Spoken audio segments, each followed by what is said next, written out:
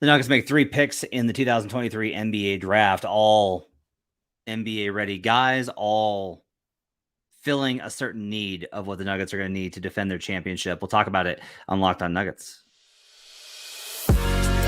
You are Locked On Nuggets, your daily Denver Nuggets podcast.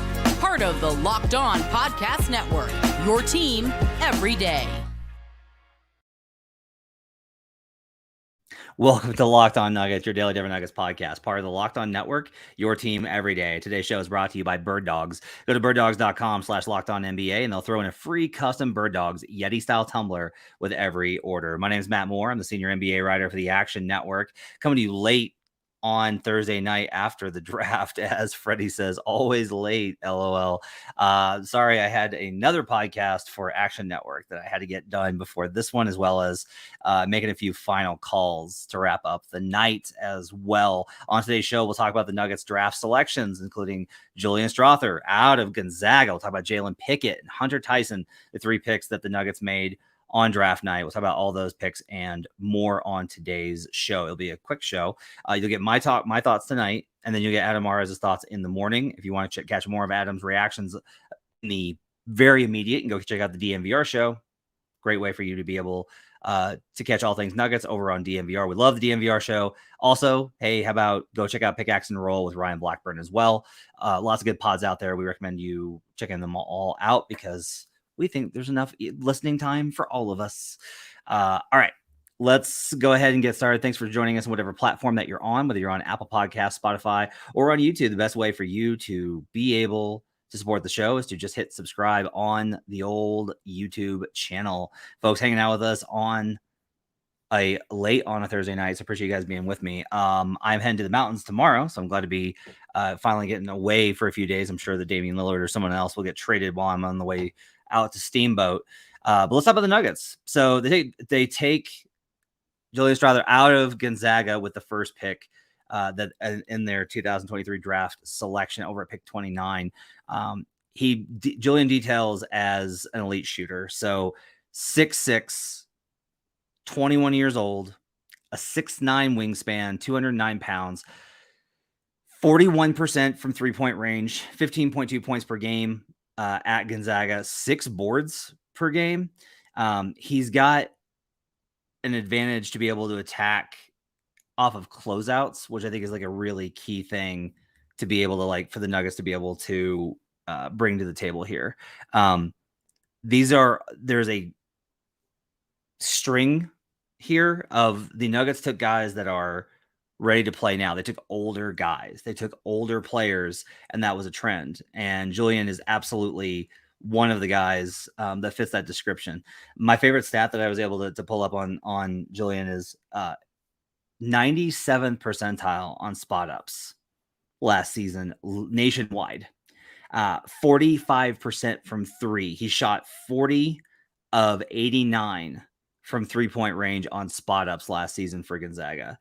That is great shooting, which you obviously want to be able to put next to this Nuggets core. You have shot creation. You have Nikola Jokic. You have Jamal Murray. You have Aaron Gordon.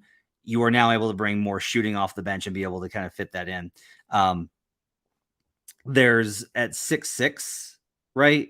Good size for a wing. You're not necessarily undersized. It's a very much a departure from some of what we've seen before with the Nuggets going a little bit smaller. Ringer's draft description of him I thought was really interesting of him. KOC wrote this. He compared him to shades of Bojan Bogdanovic and Morris Peterson. Those are both pretty good comps for what he's able to go with.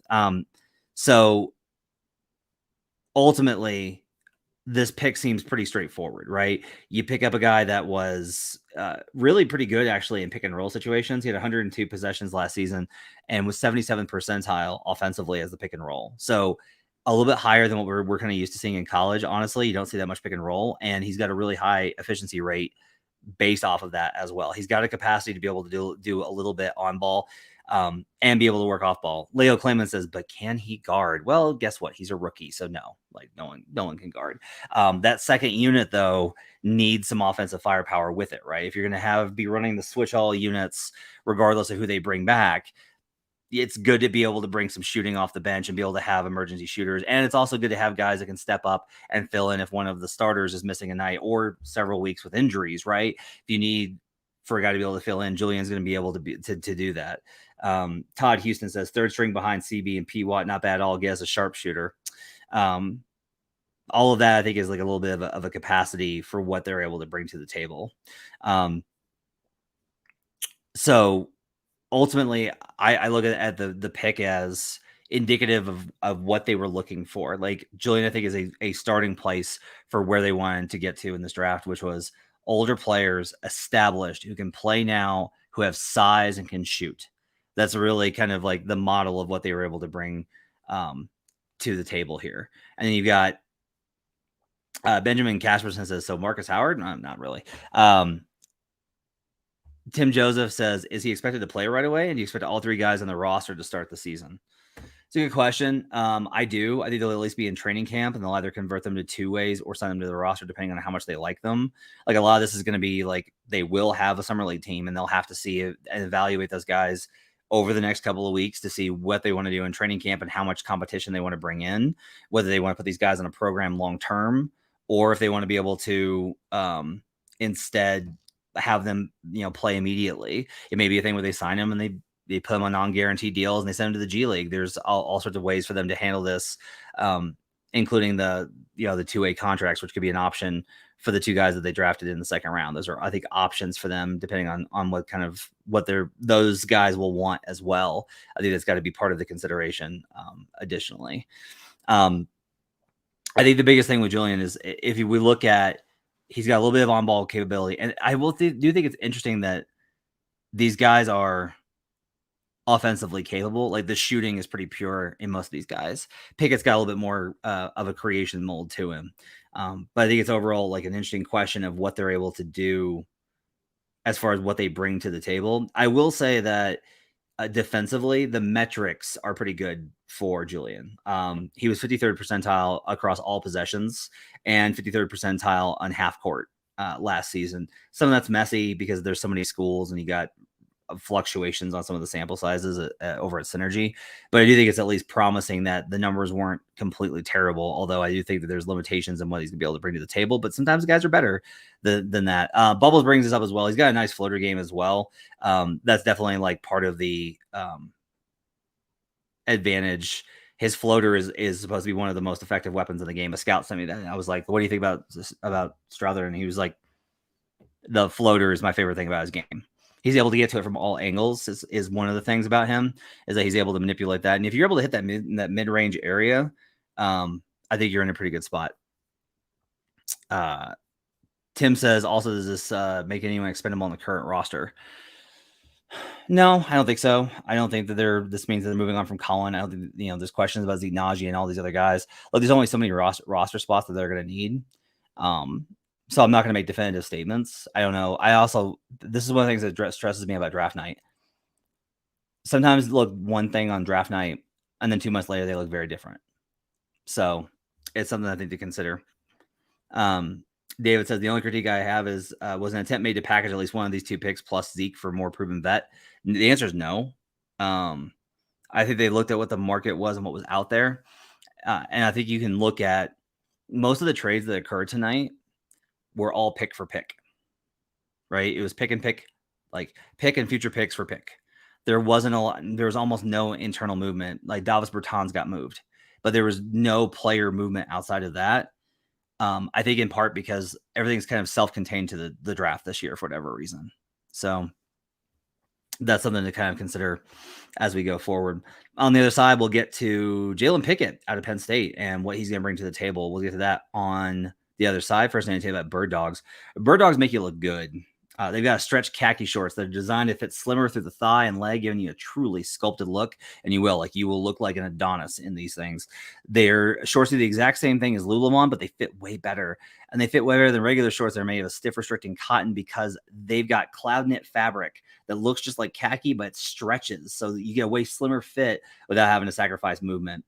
And they got an anti-stink sweat wicking fabric that keeps you cool and dry all day long. Go to birddogs.com/LockedOnNBA for a free Yeti-style tumbler with your order. That's birddog.com/LockedOnNBA for a free Yeti-style tumbler. You won't want to take your Bird Dogs off. We promise you. We'll be right back on Locked On Nuggets.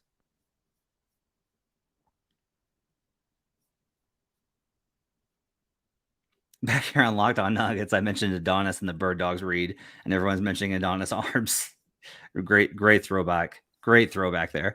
All right, so let's talk a little bit about Jalen Pickett and what he brings to the table out of Penn State. 24 years old, Jalen Pickett is 6'2", 198, 6'7" wingspan.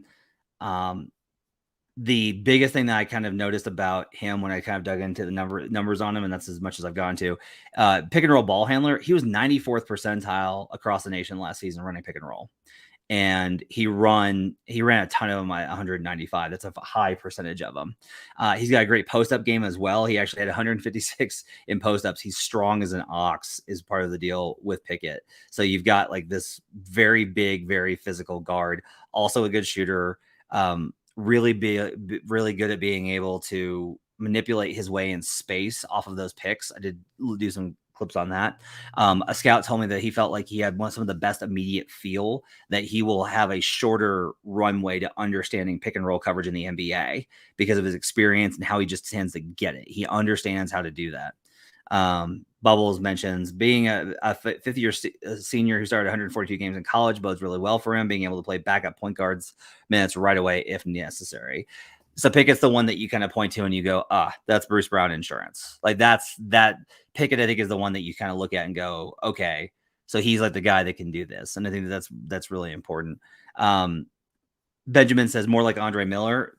Multiple people have made that comp. Like that's been a comp that's been out there about Pickett, is the Andre Miller comparison.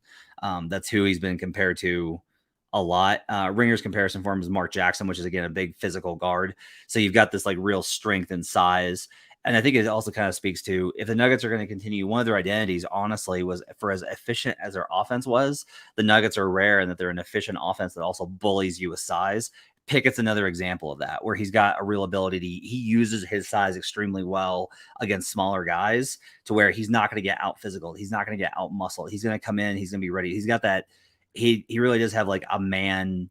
Doesn't have a boy's physique like a lot of the young kids will come in at 19. At 24, he's got size for what he's able to do. He's also really good at actually as a screener, which is going to be interesting with Jokic in those minutes if he gets to play with him at all. He's also a really good rebounder. He averaged 7 boards per game last season at Penn State.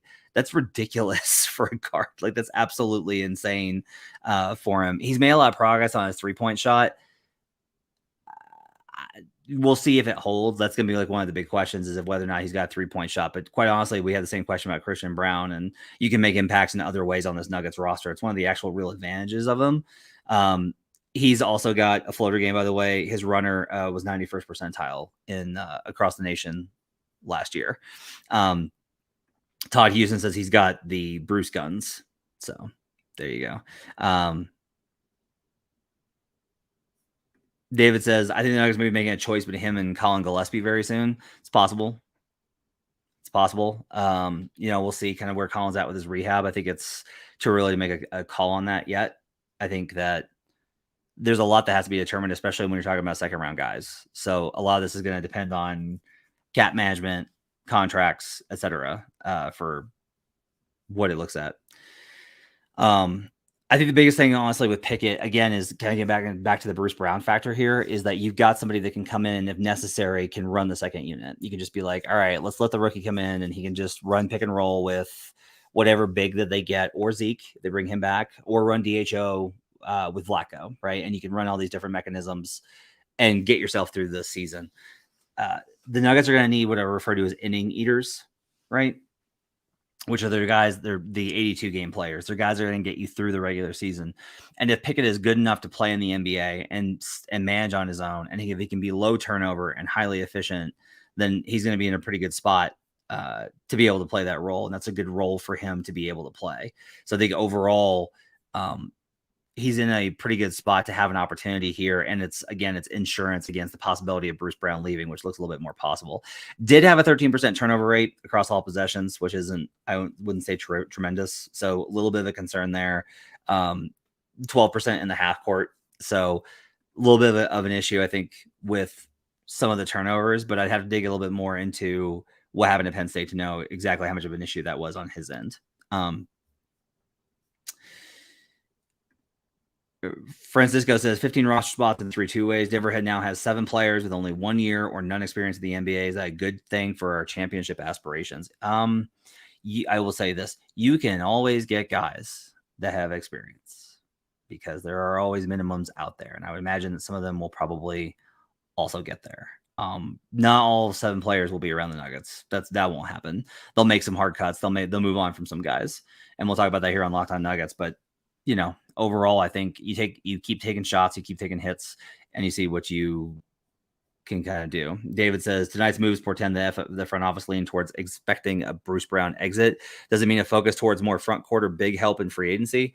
Probably. I mean, look, I think that you can find centers for pretty cheap. You can't find great centers right now. They're not available. Everybody wants them. Nobody's trading them. It's very tough. But you can find kind of dime a dozen bigs. Like there's a lot of guys out there that you can bring in just to fill in minutes as a center. There are a number of those guys. So I think there's an opportunity there to go.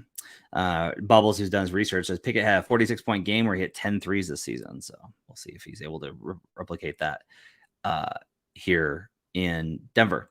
On the other side, we'll get to Hunter Tyson and what he's going to be able to bring to the table.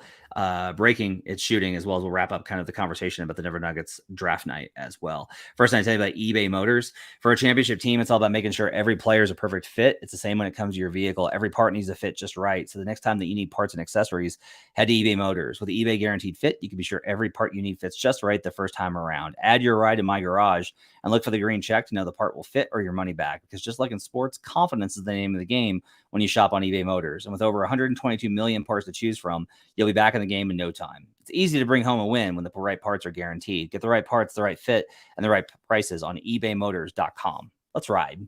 eBay Guaranteed Fit, only available to U.S. customers. Eligible items only. Exclusions apply. We'll be right back on Locked On Nuggets.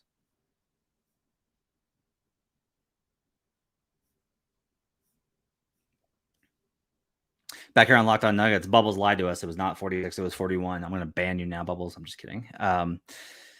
So the last guy that the Nuggets took in the second round was Hunter Tyson out of Clemson. And not a guy that I honestly had heard a lot about coming into the draft. 6'8", 23 years old. Again, aged, right? Older guys ready to come in right now. These guys are not kids. They're going to need a lot of tending to. These are men coming in to participate. 6'10" wingspan. So good wingspan. Ridiculous shooter, just an absolutely absurd one. So Hunter Tyson across all players in college basketball was 89th percentile last season on jumpers, shooting 40% on all jumpers, and on 3-pointers at 40%. On catch and shoots, he was at 38%. So we're talking about, again, a really elite shooter in those situations. It's particularly in spot up situations, he was 87th percentile. So if we look kind of across what these guys program as, you've got Pickett's more of the shot creator and the pick and roll runner, but Julian's at 97th percentile on spot ups, and Hunter Tyson's at 87th percentile. So you take guys that are elite shooters that have size, not great, crazy athleticism, not crazy upside, because you don't need to reach for guys that might develop into something. You already have your championship core. You take guys with size that can shoot. And that was the program that the Nuggets settled on in this draft. They take older guys that are ready to play right now. And I think it's an interesting kind of question. Usually the last guy taken out of 3 picks is less likely to play, is less likely to have a spot. We'll see what they do with Hunter Tyson.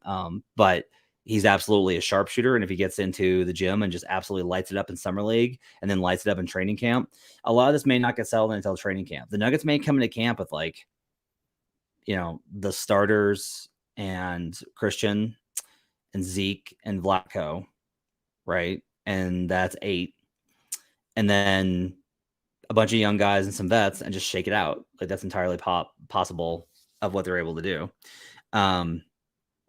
Tim Joseph says Malone has to play one of these dudes right away. No, he doesn't. That's not accurate at all. Sorry, it's just not.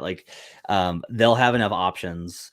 I'll say this: if they get into training camp and it looks like one of these guys is not as good as maybe they were hoping to, that he's not adjusting to NBA speed, NBA style, NBA physicality, there will be options in training camp for them to go ahead and address whatever it is they need. There will still be guys out there that are available. We'll see what they do. There's going to be options, I think, for vet men contracts. They're a championship team and they're the favorites to repeat. So more doors are going to be open for them. I think having these guys and having the rights to them does matter. This is a good question from Bubbles. Does it feel like Tyler Lydon simply because he's a tall white American? A little bit, but I think that he's more of a pure shooter than Tyler was. Tyler was more of a basketball player. And some of that is important. Leo Clayman says, Matt, any idea who the Kings are clearing cap space for? I would tell you that it's either Tobias Harris or OG Anunoby. That's my best guess. Could be somebody else. Could be entirely somebody else. But those are my two best guesses, is that the Kings are making space to absorb either Tobias Harris's contract or OG Anunoby. It's possible they're making an offer for Bruce Brown, but I've heard that they're specifically targeting small forwards because they're looking for ways to move Harrison Barnes in a sign and trade. So that's part of it. Benjamin says, what vetman contracts could be out there for Denver? That one I have to look at the board. I haven't gotten there yet. I need to look at what the actual free agency class is. But I will say that there will be options in terms of veteran leadership that will be available to him. Hunter Tyson, I think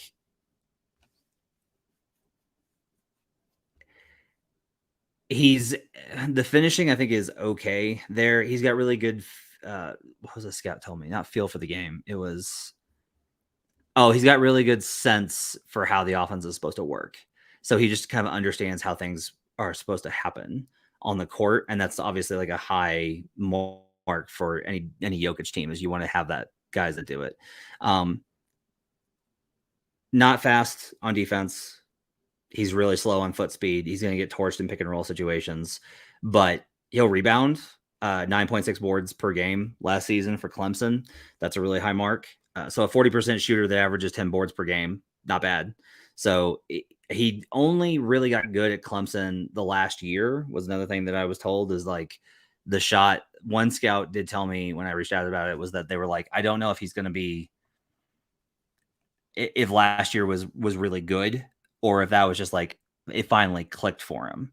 So we'll have to see whether that holds true or not. He was excellent last season, but one scout was kind of I'm not sure that's going to translate once you get him into an NBA gym. I'm just not sure. And so we'll see what that happens or not.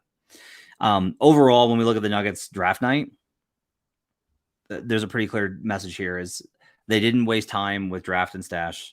They didn't waste time with projects that they're just going to bury in Grand Rapids.